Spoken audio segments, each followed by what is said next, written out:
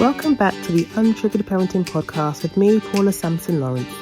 My guest today is Dr. Catherine Darley, a natural sleep expert who empowers families with the skills to obtain healthy, optimal sleep. We'll welcome Dr. Catherine Darley to the show. Welcome to the podcast. Really excited to have you here and talk with us about all things sleep and healthy sleep. So if you'd like to introduce yourself so that our listeners can get a good sense of your background and more about what you do.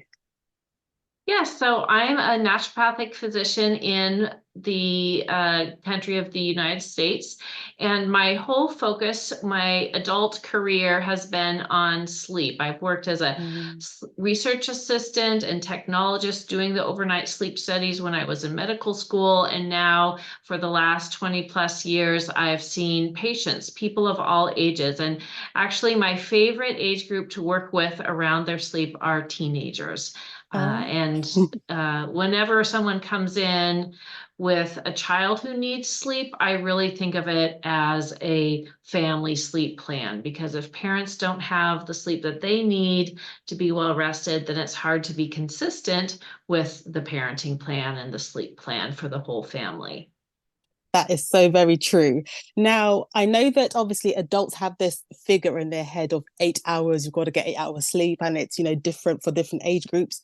But what does healthy sleep look like in general for any human being?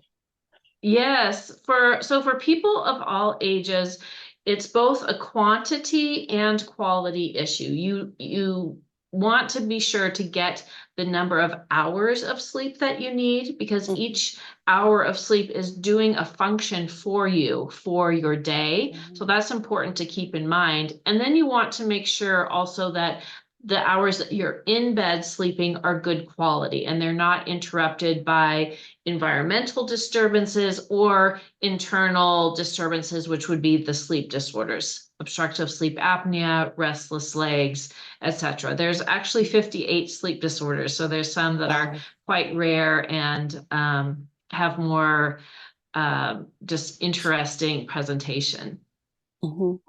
I think we all know about sort of the effects of sleep deprivation. As a mum, I definitely know the effects of that. It affects your mood, become more irritable, you can't function to your best of your abilities, that kind of thing. And also it affects children as well. But sometimes in a family, it's hard to get a schedule that suits the whole family, working parents, children who have after school clubs, some children in daycare. So how can families come up with a sleep schedule that suits a family that has maybe so much going on? I think actually it's really helpful to make a daily kind of list and grid to start off with, and just collect the information of what hours how much sleep does each person in the family need? What are their natural sleep hours? One of the really hard parts about family sleep health is that you have younger kids who tend to be more morning people. You've got the teenagers and maybe some adults in the home who are more late night owls, and how do you accommodate everybody's sleep? So that could be a great place to start, is figure out how much sleep each person needs, what hours are going to be best for them, and then start kind of integrating and putting the pieces together. And then, as you said, the lifestyle, clubs and work and all of that. I think it does take some brainstorming, and that's how I like to start people off, is with kind of a grid of who's doing what when and how much sleep do they do best with. Like you just said, you have to take into consideration everyone's sort of daily patterns, because I think there are some myths and misconceptions about sleep, because I think that's one of them is just that everybody needs exactly the same amount, but I feel like it probably does differ depending on your work life, your temperament.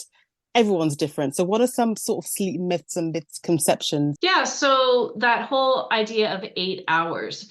8 hours is really the midpoint, and we think of it as a bell curve, plus or minus 2. So for an adult, somewhere between 6 and 10 hours is what people will need. And it is really something that is given to us. We don't choose, like our skin Mm, color or our mm, eye color. It's not something that should be any judgment about. Some people are just going to be set for like needing 7.5 hours. Some people are just set for 9.5 hours, mm. and just to honor that and not, sometimes I think there's gets to be some blaming and shaming about that, unfortunately. Um, and so to identify how much sleep you do best with. One tip is, if you are waking up to an alarm, either an alarm on your phone or a physical alarm, that means you haven't gotten enough rest. Oh, Period. really? Hands down. Yes, you haven't gotten enough rest. You're truncating your sleep. And what is most likely the sleep that you're getting cutting off is REM Hmm. sleep. And REM sleep is very important, Paula, for learning, memory, and also emotional control and just being emotionally regulated. So we Yeah. don't, as a family member, for ourselves, for our children, we don't want to be missing out on that REM sleep because it can impact our family dynamics. That is so good that you mentioned that, because one of my questions was, what is the connection between sleep and sort of any behavioral issues in children, and how much sleep affects their mood throughout the day?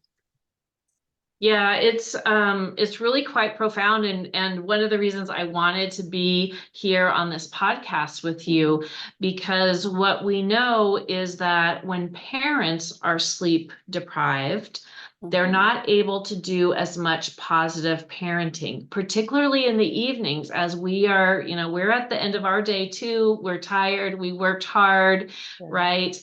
And so we're not able to do as much positive parenting, and then the child doesn't end up having as positive of a wind down routine.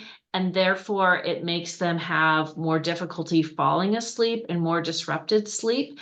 And then that's going to impact the parent being well rested themselves. So you can get into this negative feedback spiral.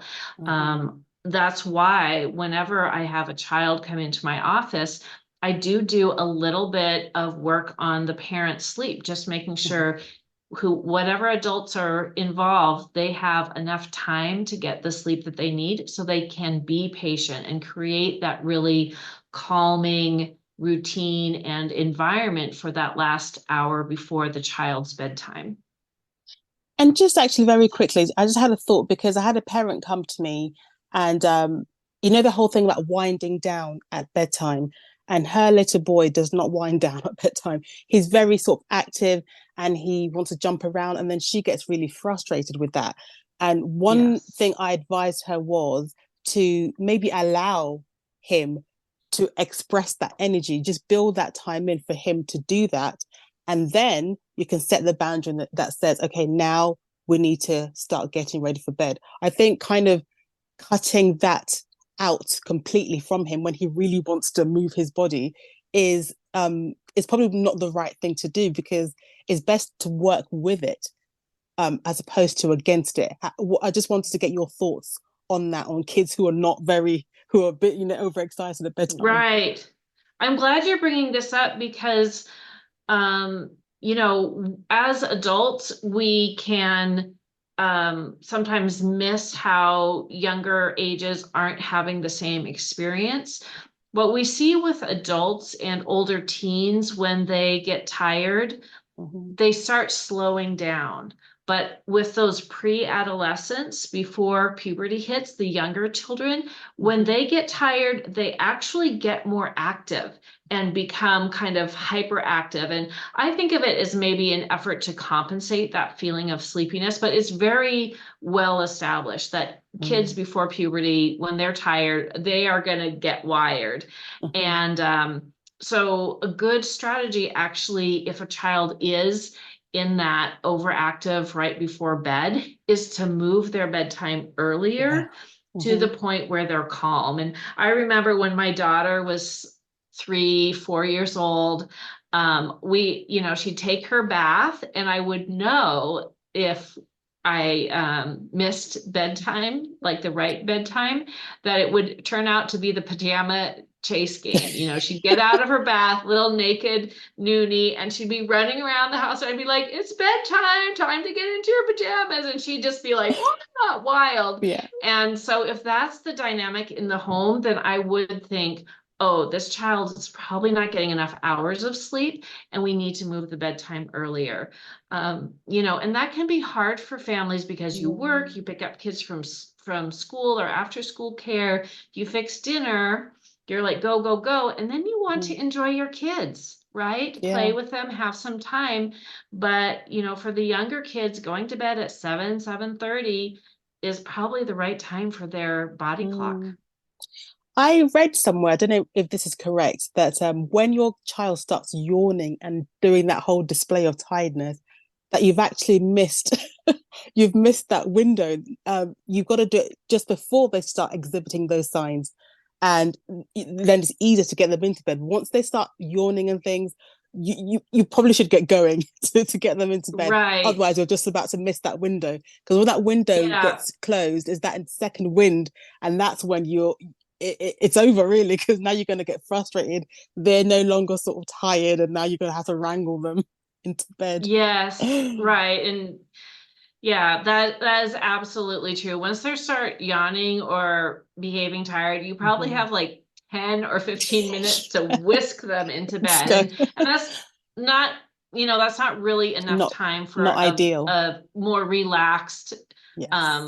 routine. Probably, you know, if that's happening one night, then you think, Hmm. okay, half an hour before this time tomorrow night, I need to start the bedtime routine. Having a bedtime routine that's about half an hour, 35 minutes is a good length of time for Hmm. young kids. Okay. And I was wondering about do you in your practice work with children who maybe have ASD or ADHD, and what are the sort of different things that you recommend to parents to do so that they get the adequate sleep? Yeah, so with autism and with ADHD, we do know that there are some physiological changes in the sleep Hmm. system and in the circadian system. Those are the only two populations, child populations that are recommended to take melatonin. Right. I'm not giving your listeners medical advice, but if your child does have one of those conditions, probably good to check with your care provider and see if melatonin would be indicated for your child. Mm. Generally speaking, children without those disorders should not be taking melatonin. I know that is something that lots of people are interested in or trying out or whatnot. Um, with ADHD, we see higher rates of both obstructive sleep apnea and restless leg syndrome. So with children, we really have pretty much a zero tolerance for snoring. Unless your child has a Mm. cold or seasonal allergies, you know, Yeah. something you know is going to increase snoring. If they're just snoring in the absence of those, they probably should get checked for obstructive sleep apnea because that can contribute to ADHD type symptoms. Ah, that's interesting to know. Oh, I never knew that. That's really interesting to know, actually. Um, I wanted to move on to teenagers because you mentioned that you work a lot. That's your favorite sort of age group to work with. So, what are the main issues with their sleep patterns? I know that they, at that age, sort of start staying up late. I have a 13-year-old, and he wants to come and Ah, talk to me after I finish with you. Probably he's going to want to come and have a chat, and I'm like, it's bedtime. So, what are the sort of the challenges you see with their sleep at teenage age? yeah, so one of the very first things that happens early in puberty before you see other breast bud development or hair growth or whatnot is a child's circadian system starts swinging later, and it swings Mm. drastically later until about age 20, 21 for women, even a little bit later, 21, 22 for men. So this is going to last into or towards the end of the college years Oh. where they're becoming more and more night owls. And this, you know, lots of times people say, oh, well, if they just wouldn't be on their phone socializing at night, they'd fall asleep earlier. And that is actually a myth. That is not Mm-hmm. true. We observed this shift in the biological clock to later hours before the advent of the home Mm-hmm. computer, before the advent of devices. Even in modern day, if you go to communities that don't have electricity, so they don't have the light at night and the handheld devices, the teenagers still stay up the latest of any age group. So that's really, another area where I think some blaming and shaming happens, whereas really we should just think, okay, well, that is a natural part of the Yeah. adolescent experience. Um, it's challenging because many times school start times require teenagers to get up relatively early. And what basically ends up happening is that they can't fall asleep until late because of their biological clock. They're just not sleepy. And Mm-hmm. then they have to get up early. And so this window that they have to sleep between their late body clock and their early morning responsibilities don't allow the 9 to 10 hours of sleep that teenagers need. And Mm. so they're chronically sleep deprived. It's actually almost 90% of high school seniors are sleep deprived, and that's going to have an Wow. impact learning, safety, Yeah. injuries, car collisions, um, mental health, social, Mm-hmm. relationships and irritability and all of that. Yeah, that's so interesting to me because, like I said, my son's 13 and I take his phone out of his room at bedtime because I had that worry that he was still on it. And even though you have parental controls, they find ways to circumvent it. So that's out of his room, but he still, like you said, he still stays up late. And the concern was him falling asleep in class. And I was thinking, what can I feed him to sort of give him that energy? So is there anything to combat that to help them the next day, sort of mitigate the effects of not getting enough sleep?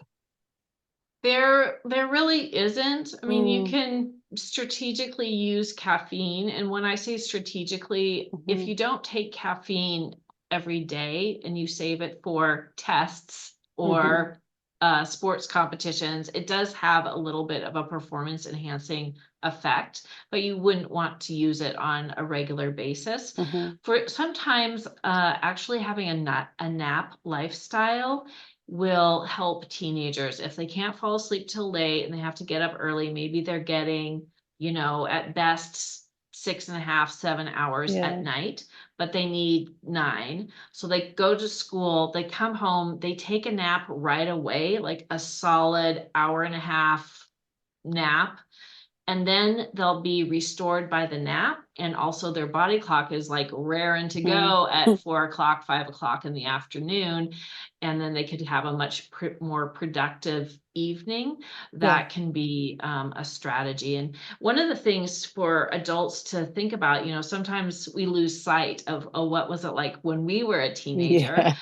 Just think, for most adults, the expectation of going to bed at 7 p.m. and getting up at Mhm. 4 a.m. is equivalent to what we're asking teenagers to do. And not many adults are actually sleepy enough to fall asleep at No. 7 at night or ready to go at 4 o'clock in the morning. And that's Mhm. basically what we're asking our teenagers to do. And it's just not very realistic. Impossible. Yeah, absolutely. Now, you mentioned a little bit about caffeine, and I have always wondered about food in general, if there is any connection between what you put in your body and sleep, if it affects it negatively or some things are more soothing. I know from babyhood, you're sort of given the whole thing of milk makes you sleepy and relaxed, that kind of thing. But is there actually a connection between what you eat and the quality of sleep that you get? Yeah, there's a little bit of connection. I have to say it's not my area of Mm, expertise. What I do know and remember from literature reviews is a Mediterranean diet, which has mhm, the good olive oil and fish, lots of fish, so that's also positive omegas, and lots of vegetables, so it's more of an anti-inflammatory diet that is associated with positive sleep. What I do ah, know more about, Paula, is the timing. If you skip breakfast and then eat later in the night, it actually Hmm. shifts your body clock later. And that's one of the things that teenagers can get into, right? They're so rushed in the morning and they're just not hungry because Yeah.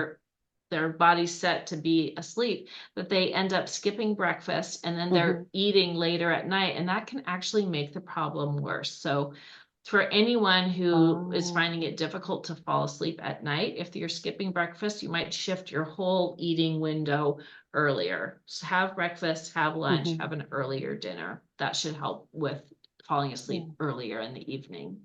Oh, excellent. And I wanted to talk about parents who work sort of non-traditional hours. If you're a night shift worker or anything like that, how do you ensure your sleep is of the right amount that you need and of the quality you need if you need to sort of sleep in the daytime so you can work through the night? How does that work effectively? Yeah, so that is a really great question because it's about 20% of people who do some type of shift work Mm, worldwide. Um, that I'll give some general recommendations, but I also want to raise a resource for people. There is a specialty called behavioral sleep medicine, and they are oh, trained to help you with your timing and your habits and whatnot. And for shift workers, I would recommend that you consult with someone. And there's actually an international website called behavioralsleep.org, and you can look up providers around the world in your area. Um, so the strategy that actually works best, Paula, is if people can find 3 or 4 hour block of sleep that they're always sleeping, regardless of whether it's a work day or not. So a common one would be 8 a.m. to noon. And when you're working, you've worked all night, you come home, you're in bed at 8 and you sleep from 8 a.m. to 4 in the mhm, afternoon. And then on your days off, you keep that core 4 hours from 8 a.m. to noon by going to bed at 4 and sleeping until noon. And when you do that, it's able to shift your sleep and circadian physiology so that you can mm, actually sleep well during the day. And that is, such a challenge for people who do night shift. And when you're sleeping well during the day, the other positive effect is that you're more alert and safe on the job at night. Of course, it needs to be customized for people's individual schedule and their home responsibilities. So that's why I recommend, if that's mm, your situation, go to a behavioral sleep specialist who can help you figure this out. And then there's precisely timing light and dark and, yeah. other pharmaceuticals and whatnot. I wanted to ask about if you've been feeling fatigued because of sleep deprivation. And I've heard that one of the things that you need to do is not sleep in on the weekends and keep the same sort of schedule that you would do in the weekday. But obviously, lots of people want to kind of utilize their Saturday and Sunday mornings to have an extra lay in. Is that counterproductive to do that? It is, and actually there's more and more research building just in the last few years that we Mm, need to look not only at having the right quantity of sleep night after night after night, but also having our sleep at the same time. So the newest research that just came out, I think a month ago or so, is that your bedtime and your wake time should not vary more than 30 minutes. So if you're getting okay, up at 7 for work days, that means by 7:30 on weekends. you gotta be And up. yeah, right. So that's important. And the other idea that is a myth is the idea of catching up on your days off. Think of Yeah. it like you need 2,000 calories to survive and thrive, 2,000 calories of good, nutritious food. But you think, oh, well, 5 days a week, I'm only going to have 2/3 of the nutrients I need because Mm. then I'll feast and I'll pig out on the weekend. That doesn't make sense. No, Nobody would say that's a good idea. So true. why do we do that with sleep? So just before we wrap up, can you give our listeners maybe two or three pieces of kind of solid advice when it comes to sleep? What should we all be doing for good, healthy, adequate sleep? Yeah, so for sleep, you first want to make sure everyone in the family is getting enough hours. And so that is for kids from 6 to 12, they need 10 to 12 hours of sleep. For teenagers, it's 9 to 10 hours of sleep. And for adults, somewhere between 7 and 9 hours. Younger kids need more, of course. So getting enough hours of sleep. And then the piece that we didn't talk about that I want to highlight is getting the right amount of light and darkness. This is an idea that we've known about in the research world, but it's really starting to be applied and talked about. So the way to do this is during the day, well, there's 3 time points. During the day, you want to be getting 250 lux. Lux is a measure of light. 1 lux is equal to 1 candle flame. So 250 lux of light during the day. And this is for people of all ages. Indoors is not going to be enough light. You need to go outside. So every couple hours, getting the family outside to walk to the mailbox, walk to the store, go to the park, getting at least a 10-minute burst of light. And then for 3 hours before bed, we're supposed to get only 10 lux of light. That's 10 candle flames for 3 hours before bed. I think that's unrealistic for a lot of people. So I recommend that you have everyone in the family wear some blue blocking glasses during that time. What that does, Paula, is it allows your melatonin to start to rise so you feel sleepy and so that your body is switching from that daytime alert physiology to a restful state. And with all the electric light that we have, we're basically going from alert to okay, now we're supposed to sleep with like the flip of a switch. But natural light isn't like that. Natural light gradually dims, and we need that gradual experience. The amount of light that bothers children's sleep is much, much more than the amount of light, or much less, I should say, than the amount of light that bothers adults. So an adult might not feel bothered by the light from the television. A child will be bothered. Well, those are really, really helpful. Like lots there that I didn't know. But before I let you go, please tell us how we can sort of, connect with you online, work with you online. Tell us about your website, because I did actually go on there and I saw all these courses, amazing courses on sleep that you have. So tell us more about those. So I've taken my decades of experience working with people and winnowed it down into the essentials in some online courses. And I have really taken the time to customize them. So there's a course for families, there's a course for women, there's a course for shift workers, etc., different demographics. And so I would love, if you're interested in needing sleep help, for you to look at the website. It's skilledsleeper.com. And then I have a couple other free resources. I have a YouTube channel if you like to get some education that way. YouTube Skilled Sleeper. I have a newsletter that's once a week that goes into a deep dive on a topic and then how to use that, like action steps. And then I'm also on Instagram at Skilled Sleeper. Excellent. Perfect. Yeah, thank you so much. Thank you, everybody. Thank you, Paula. Thank you. Thanks for listening. See you next time.